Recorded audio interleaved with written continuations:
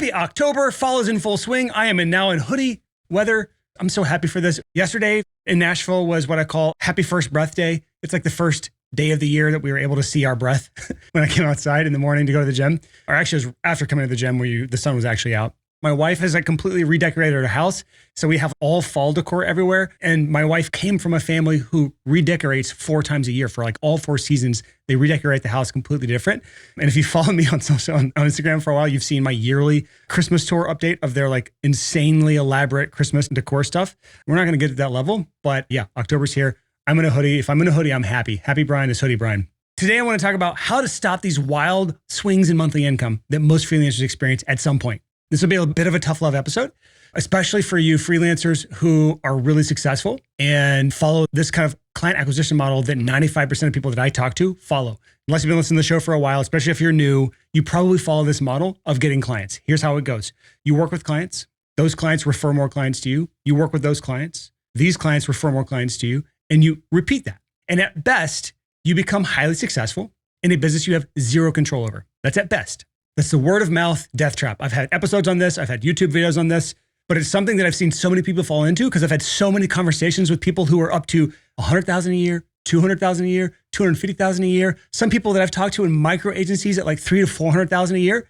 They've grown there, many of them through this word of mouth snowball that I've talked about before. It's a wonderful thing to have word of mouth on your side. There's nothing wrong with that. The problem and the danger is relying only on that. And then you have these ups and downs, this feast or famine that can happen inevitably.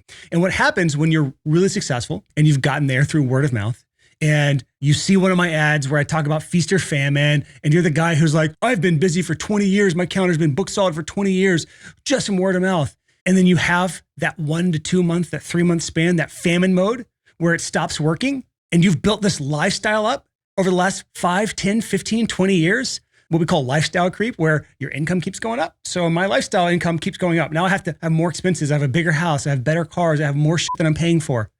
And that starts to go up as well. And when you get into this word of mouth death trap, inevitably the bottom drops out somewhere and you end up eating your words. You end up seeking out people like me to help you because now you don't know what to do because you had zero control over it. Waiting around for clients is not an acquisition model. It is not a way to build a sustainable business that's going to be there for the long term. And at best, you can build it up to a certain point, but at worst, you end up hitting a plateau where you can't get past it, or you start shrinking in your income, or you hit one of those famine periods in this feast or famine roller coaster that freelancers generally ride on, this horrible roller coaster we don't want to be on. It's the world's worst roller coaster. You hit one of those famine periods, those dips in your income for too long. The famine period lasts so long that your business basically dies. You're forced to go off and get a job or do something else other than freelancing because it didn't work for you. Or you have to massively downsize your life, sell your house, sell your cars, buy old beat up cars, start renting a home that's smaller, like all these things that I don't want anyone to have to do, all because you fell into this word of mouth death trap.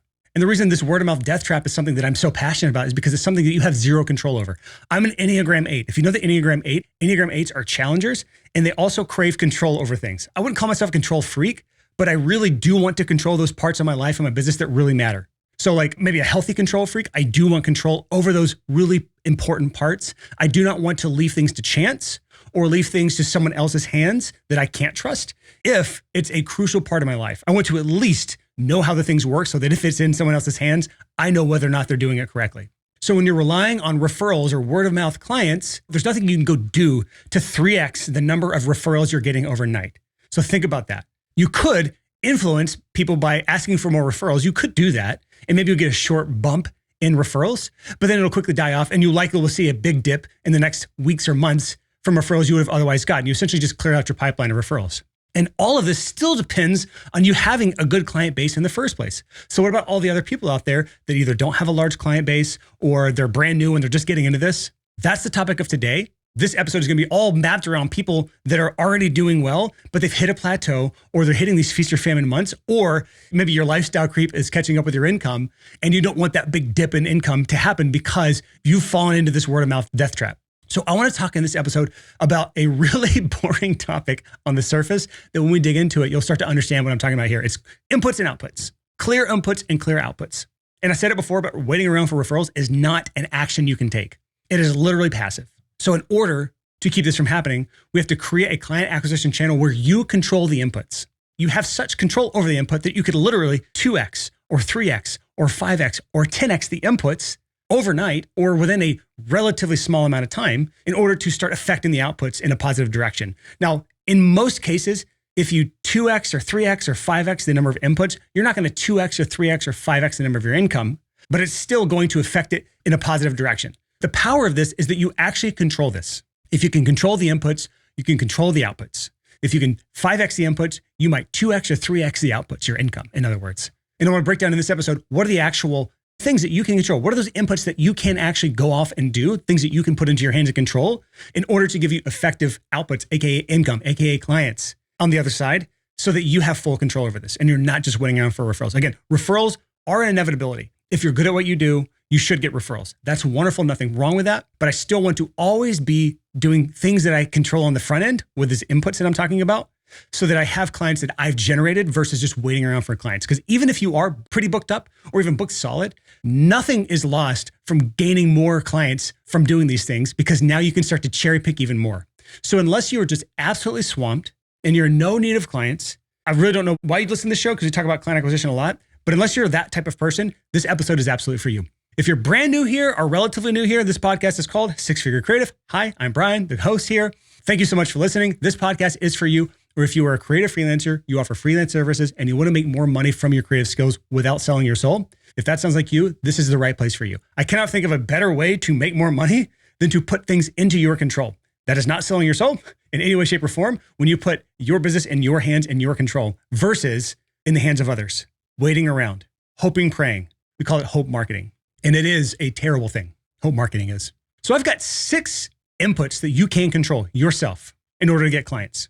And I've got a bonus thing as well to talk about after this, a little 7 thing. And I've put this in order of least favorite to favorite. So we're going to talk about the clear inputs you can control, but are my least favorite. And we're going to work our way up to my favorite ones. So number 6 will be my favorite one. And then the bonus is, I guess, ultimately my favorite, but we'll talk about that when we get there. So input number 1, and this is a good one just to really help you understand it if you're still lost in what I'm talking about here for some reason. Number 1 here is just cold outreach. And let me explain this, because this is like the clearest way to explain this. With cold outreach, there's 2 inputs. Inputs is number of emails sent. Outputs is number of clients gained. 2 very clear things. So when you're doing cold outreach, the key metric you need to understand is how many emails or how many DMs do I need to send out, or cold calls if you're doing cold calling, which I don't know if anyone who's doing that. But how many of these things do I need to do, these actions do I need to take in order to gain 1 client? Is it 10 emails that are really hyper-personalized? Is it 100 emails that are kind of pseudo-personalized? Is it 1,000 emails that are just absolute spam in order to get 1 client? What is that number? Now, I hope you're on the side where you're a lot more personalized, somewhere in the 10 to 100 range to get a client. But most people, when they do cold outreach, they don't think this way. They think, I've heard cold outreach work, so I'm just going to randomly send an amount of emails out. I'm going to send maybe 100, which is like a decent amount to start. And then I might get some replies back, and then I won't follow up with any of those. And then it just piddles out and I say it didn't work for me. That's truthfully what most freelancers do when they attempt a cold outreach. Now, I'm not a fan of cold outreach. I don't have that as a client acquisition method for any of the clients that I work with, but it is a method that has been proven to work. It absolutely works. It is soul-sucking, mind-numbing work. It can be very tedious, but it's easy to do, especially if you're in a market where there's not a whole lot of client base that you can go after. For example, in the clients that we work with, we say that your niche needs to have at least 20,000, if it's B2B at least, 20,000 ideal clients in that niche.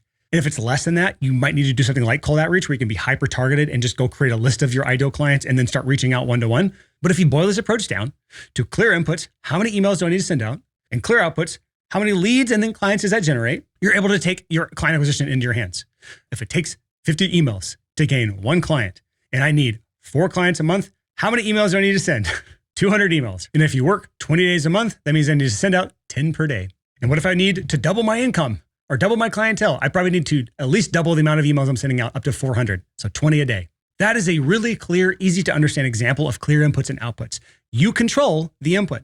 You can go out and I say, if we need a 2x or 3x or 5x in your number of clients or leads that you're generating, what can we do? We just send 2x, 3x, or 5x, or 10x the number of emails we're sending every day. You turn it into a process. And we have to follow that process, have good tracking in place so that we know all the metrics that I'm asking you here. If you don't understand the metrics involved with these things, anything that I talk about today, if you don't understand the metrics or the numbers behind it, it'll be very difficult for you to A, keep it up long-term for success, and B, know how much effort it's going to be to land clients, to know if it's even worth the time, effort, energy involved. Because if it takes 100 emails to land 1 client worth $100, it's not very worth it. But if it takes 100 emails to land a client worth $10,000, I'd say in a lot of cases, that's worth it. So that's input, output. Controllable method number one is cold outreach. Again, my least favorite on this list, but it is one that's absolutely clear to understand. Number two is in-person networking. Again, this is not my favorite one for a few reasons, but it is obviously viable. It can be valuable as well. And the way most freelancers do this is if they're networking, they're either just going to random parties or they're going to random networking events and they're doing it willy-nilly. I'll go to some here and then I won't. It's not a system. It's not a process to follow. It is just, I am now networking. I'm either networking or I'm not. There's no metrics I track. There's no quality with this. It is just throw spaghetti, hope I get some clients from this. But if we turn this into a controllable method, it can work. I've seen this work with freelancers that I've talked to. And to boil this down to clear inputs and outputs, the inputs is the number of events or gatherings that you've attended. And the metrics we need to track for this are what are the number of leads generated per event. So if you're at a networking event or you hang out at a party or gathering or whatever of your peers or whatever kind of like event you're going to, do you actually walk away with any potential leads? And a lead is just someone who could be interested in working with you. They may be a good fit. Start the conversation.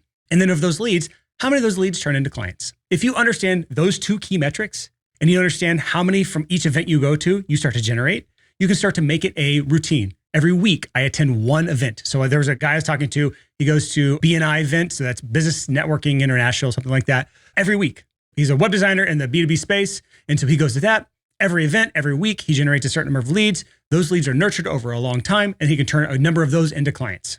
So if you can boil it down to that level, you can start to turn it into a repeatable system. One event gets me 3 leads. It takes 6 leads to get 1 client. So I need to get 2 events every week in order to get 1 client a week. So maybe I need to go join some other association, or maybe I need to find some other sort of meetup to attend, or maybe I need to, X, Y, and Z. Again, the reason I don't love this method is because it can really be capped by how connected you are.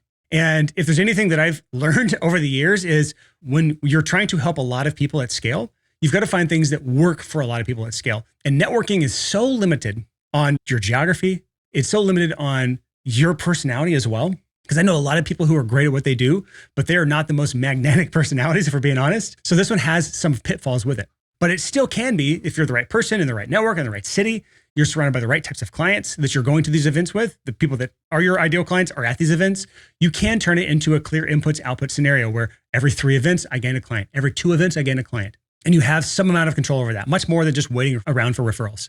So that's number 2, my second least favorite, in-person networking. Number 3, controllable method here for client acquisition is content creation. Short form, long form, it's whatever your preference is. It doesn't really matter. And just as a general guide, short form can be better for discovery. Long form can be better for trust and credibility. This podcast is an example of long form. This episode will probably be 30, 40 minutes. Past episodes can be anywhere from 30 minutes to an hour. Some are on the short side, some are on the long side, but that's definitely long form media. Instagram, Reels, TikTok, all those things are generally short form media, but they have more potential reach for discovery, depending on the content you talk about. And again, similarly, how magnetic your personality is, or at least how well you explain things. But this can be, again, boiled down to simple inputs and outputs. And the inputs can be the number of pieces of content created, because that's the only real input that you control in content creation. You don't control the number of followers you gain. You don't control the number of impressions the algorithm gives you. You only control the amount of content that you can create. So if your input is content created, then the output, we need to track 2 key metrics with this. One of the 2, really. The first of the 2 metrics is content pieces per client. It may be that you're posting daily on Instagram. If you post every day, then on average, once a week, someone will inquire about your services, especially if you sprinkle in call to action. You're really strategic with this. You're not just posting funny content with no call to action, no funnel or anything on the back end. A lot of this is predicated on you understand basic marketing principles and funnels and calls to action. If you don't, go back and listen to any of our past backlog, the client acquisition series, the lead generation series, the sales series. All of those will be in our show notes at sixfigurecreative.com/333, which, by the way, happy 333 episode. You only get one of these per 100 episodes. So last one we had of this was episode 222. And before that was 111. But anyways, go to sixfigurecreative.com/333. And the show notes on that page will link you to all 3 of those series, at least the first episodes in those series, to make it easy for my team. Anyways, going back to this, 2 metrics you can track here for outputs. Content pieces per client. So if I know I need to do a daily piece of content on short form or a weekly piece of content on long form in order to get a client, that can be one method of tracking this. Or the other method of tracking this is impressions or followers or subscribers per client. Meaning, if I'm putting out content, I've got to put out as much content as necessary to reach the number of impressions or subscribers or followers in order to gain a client. Again, I'm not going to get super deep into this because you can get off some really nerdy land when you get into social media world. But the number of impressions is basically just how many people saw your content in a given day, week, month, year. Now, along with this, you have to be making sure the content you're creating is stuff that your ideal clients want to see or want to consume or want to listen to if it's a podcast or watch if it's YouTube, not scroll past or skip if it's social media, instead of content that you care about that's just going to attract more people like you who are not your ideal client. And that's why this is third on the list. It's kind of in the middle. I don't love it. I don't hate it. It is necessary in many cases, and it really fits in well to a full holistic client acquisition system, especially if you are a good educator or a good communicator, or can at least get there. If you watch my very first YouTube video, which unfortunately will be embedded on our show notes page at sixfigurecreative.com/333, it is the cringiest damn video of all time. I used to be a drummer. In that YouTube video from like 2009, I'm showing something called the heel toe technique, which is how you basically do double stroke rolls with your feet and can do really fast double bass stuff. Interesting video, but on that video, you can see young Brian from 13 years ago or 14 or 15 years ago, who didn't know how to communicate, who said like 100 times in the video, who literally said, I'm a terrible teacher in the video.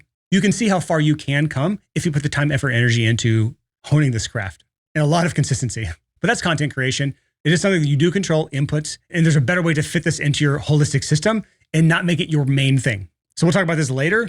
But yeah, that's number 3, content creation. We're gonna move on to number 4, which is one of my favorites. Very controllable, tried and true, has been around for decades now, and has gone through some changes here and there, but it's lasted longer than social media, and that is email marketing. And if you do email marketing, this is another one of those almost crystal clear inputs and output scenarios. There's only 2 kind of things you need to track. One is, how many emails do you send to your list? Is it a daily email? Is it a weekly email? Is it a bi-weekly email? Is it a monthly email? And then key metric for output is how many opens per client. So in an email list, when you send an email out, any sort of email marketing software you use will tell you your open rate or number of opens on an email. So if you have an email list of 1,000 people and you have a 35% open rate, that means 350 people open that email. So in this world, we just need to know how many opens does it take to generate an inquiry and then a client. So you could do the jab, right hook approach, where it's every, I think, 4 emails is kind of a pitch or an ask for anyone who is interested in your services or hiring you. There's different ways to ask this. It doesn't have to be cringy or tacky. But the jab, jab, jab is just content, right? It's just education, or it's just trust building, or it's just interesting or entertaining or educational content, or edutainment, as they call it. Again, we're not getting into specifics with the tactics of this stuff here. We're just talking about the overarching strategy of clear inputs and outputs. But we know that if we have an email list of 1,000, we send 4 emails a week to those 1,000 people, and you're getting about, let's call it for easy math, 300 opens per email. That means you get 1,200 impressions per week. And let's just say you get 1 client on average a week. For every 1,200 opens on the email list, I gain 1 client or 1 inquiry, whatever you want to track here. And so if we need to up the ante and I want to get more clients, I can either increase the frequency I'm sending emails, and there's an upper limit to that. And there's a big drop off. The more you send emails past a certain point, you're going to get less of a response on the back end unless you've got really good content. That's one approach. Or we can increase our subscriber list. And now the question is, how do we make our subscriber list, our email list larger? And that leads me to number 5 here, which is one of my favorite things, and that is paid ads. I talked about this back in episode 330, where we talked about what's working now in client acquisition. Many of the people we work with are doing paid advertising right now in their freelance businesses. Many of them are having great success. And paid ads boils down to just 2 very clear inputs and outputs. Input number 1, how many dollars in? Output number 1, how many dollars out? And in service-based business, the goal is for a 1-to-5 ratio, meaning if you put $1 in, you get $5 out.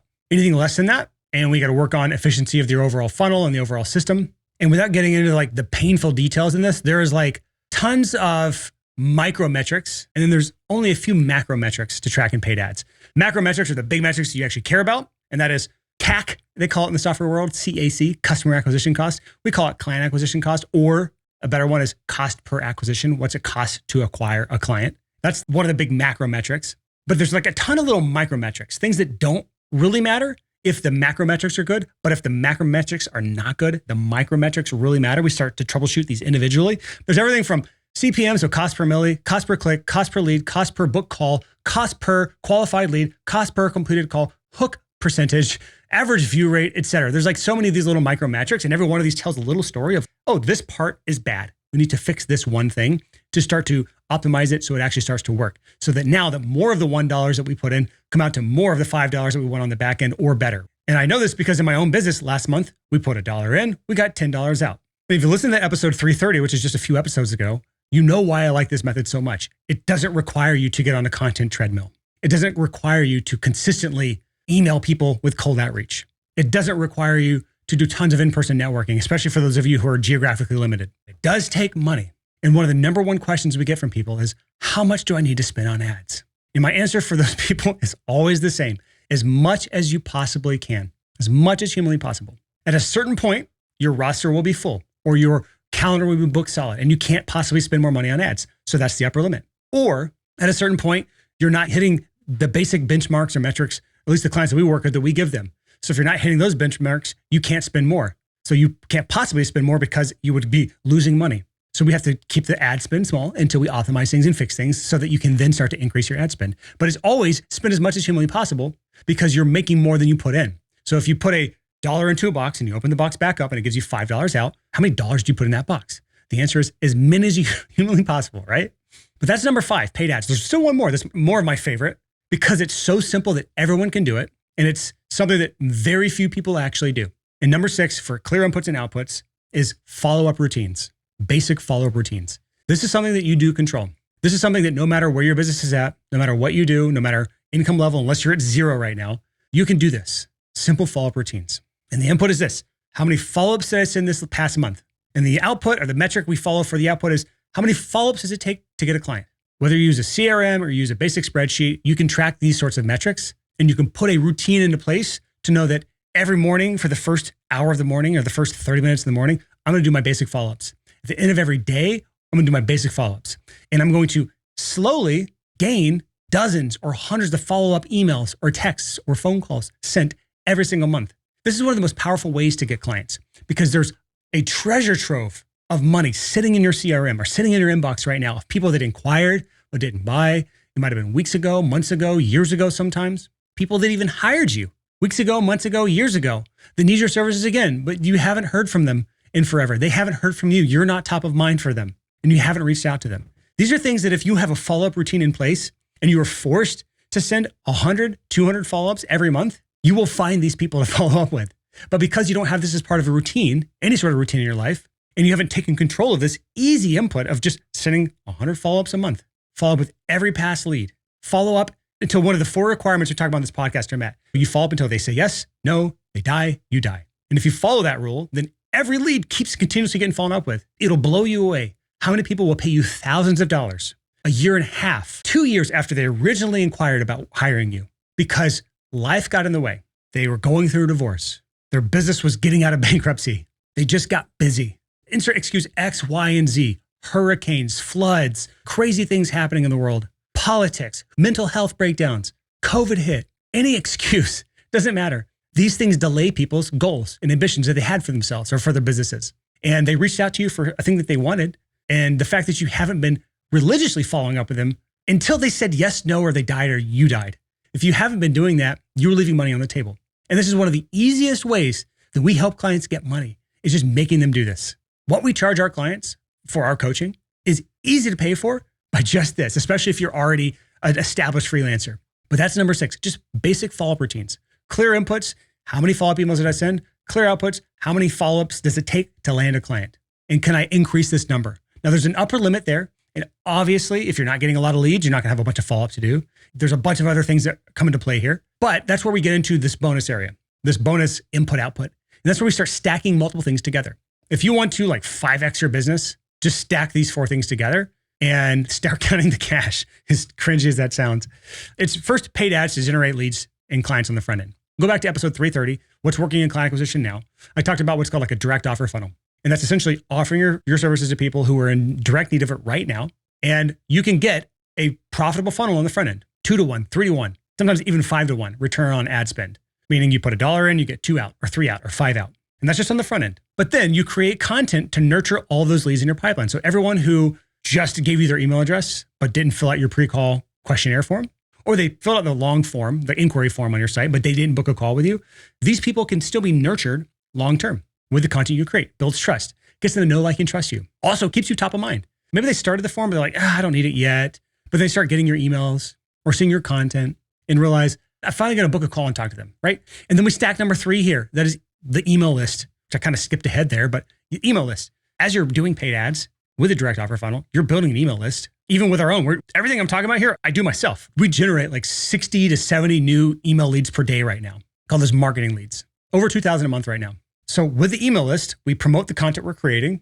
What's funny is like, I say this all the time, if it works on you, it can work for you. So many of the people listening to this podcast right now probably found me through an ad, maybe even a direct offer ad.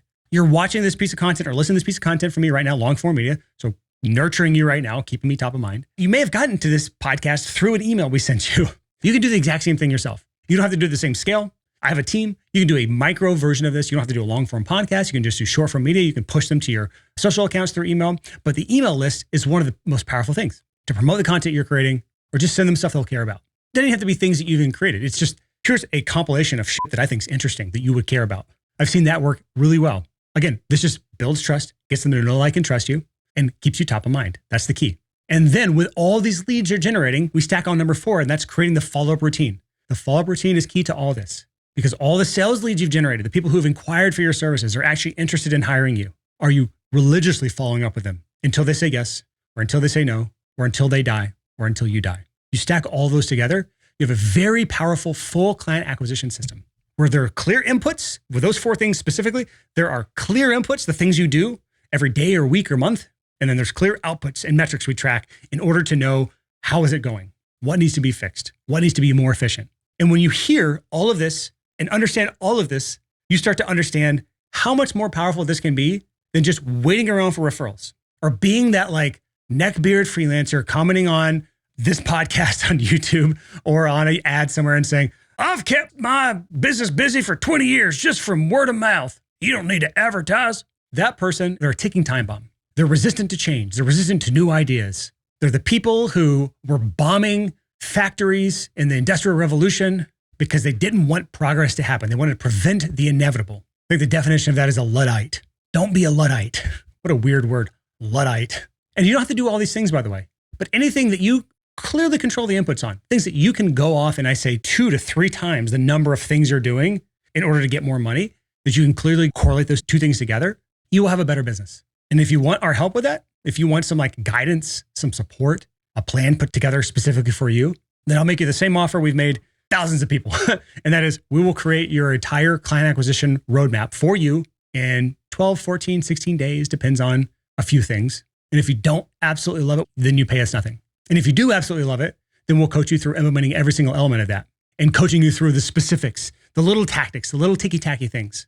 What do you say here? What do you do here? What do we do if this metric doesn't work? How do we track this specific metric? What do we need to know? What metrics matter here? How often do I follow up? What do I say when I follow up? All these little things that you probably have questions about right now are the things that we help people with specifically. Now, many of these things are spread throughout the other 332 episodes of this podcast. So if you want to go cherry pick and search around this advice buffet we have, be my guest. Or you can just not spend the next 12 months figuring that out and just work with us to get it done quickly. That sounds interesting. Just go to sixfigurecreative.com/coaching to learn more about how we can help you, or just keep listening to the show. It's up to you. Either way, that's all I got for you this week. See you next week on the Six Figure Creative Podcast.